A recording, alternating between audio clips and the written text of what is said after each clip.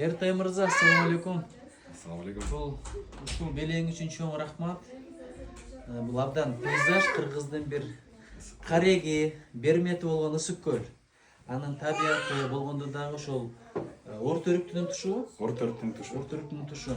Чөйрөт айылынын кошуна айылы да. Анан ушул кымбаттык ошол Кыргыздын жери, каякта болбойлу ушу көтөрүп жүрсөк, көрсөк, көз кубанат. Табигаттын сүрөтү үйүңдө турса, кышта болсо жайдай көрүнөт дегендей. Андан да кымбаттыгынын себеби сенин атаң тарткан турбайбы? Дүйшөбек аксакал, Ошол көл жеке барып, атаң тарткан Этюд. Этюд, Этюд. Чоң рахмат ушу Дүйшөбек аксакалга. Өнөр өркүндөй берсин. Эми сени эмне үчүн азамат десе ушундай киши тарбиялап турду? Кыргыз айтат го канында бар деп.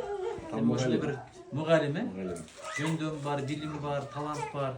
Бул жан дүйнөнүн чагылышы да. Ошон үчүн атага чоң рахмат. Даражаңар бийик болсун. Кудайым өзү колдоп өзү коргой берсин. Мен үчүн өтө чоң белек. Чоң рахмат баатыр.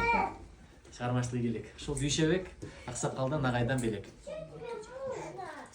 Рахмат.